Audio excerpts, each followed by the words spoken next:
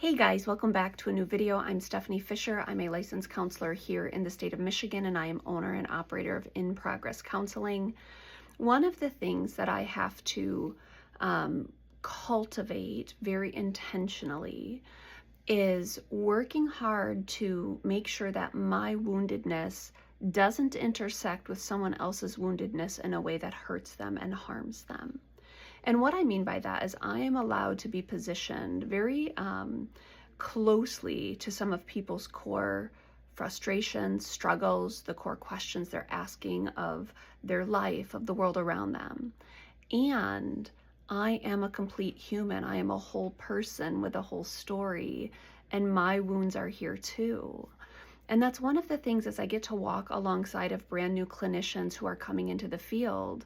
And it's one of the things as I get to walk with people coming into the fullness of their stories and into understanding themselves and being able to be coherent and articulate about themselves. It's one of the things that's important to capture is to be a whole person means to be a wounded person.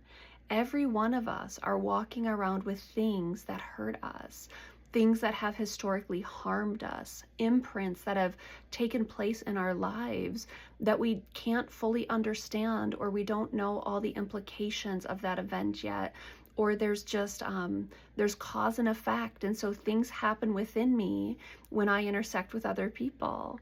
And that's one of the pieces that we have to just reconcile and agree upon, that when my stuff and your stuff intersect and we're both feeling activated, it can go sideways fairly quickly. When I refuse to acknowledge my stuff and I show up as though I'm unaffected, it can go sideways pretty quickly. There's an importance in saying I am a whole person and my stuff will intersect with other people's things. And it's important that I figure out, how do I want to walk forward with that reality? It doesn't mean I perpetually apologize for being human. It doesn't mean I spend a lot of energy hiding my less refined parts. It doesn't mean I put on a facade and act as though everything is perfect. It just means I walk with the acknowledgement that I've got my stuff too. And when I come into the room with a client, I'm able to set it aside and say, this room is not for my stuff, and my stuff actually matters a great deal too. And if I don't manage my stuff well, it will become a part of the room with me. It will become a part of how I navigate the client. And that is not for their good, because this room is about them and it's about their stuff. And so it's important that I have my places to go, and I don't minimize my stuff. I also don't pretend it doesn't affect me. And so in this room, I might set it aside, but in my own story, I walk alongside with my own therapist and with wise counsel and with best practices for spiritual well-being, for mental health well-being, for social and relational well-being.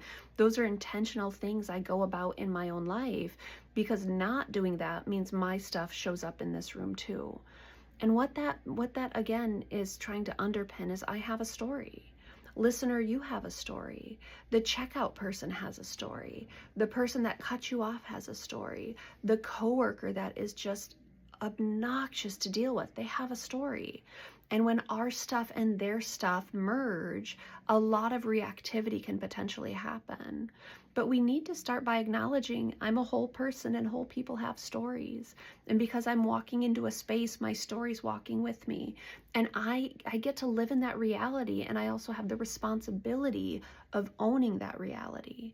And so when I use, big declaratives about other people and other people's stuff and how dare they and how dare them, I am going to miss out if my stuff's showing up in that dynamic too, and I'm not honoring that reality and also owning the responsibility of that reality.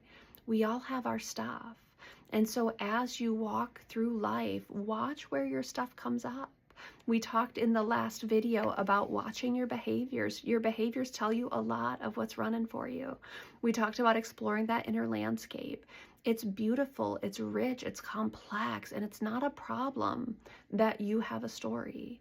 It becomes problematic if we don't honor that there's a story and then equip ourselves for dealing with that reality, handling it, and moving forward responsibly with that.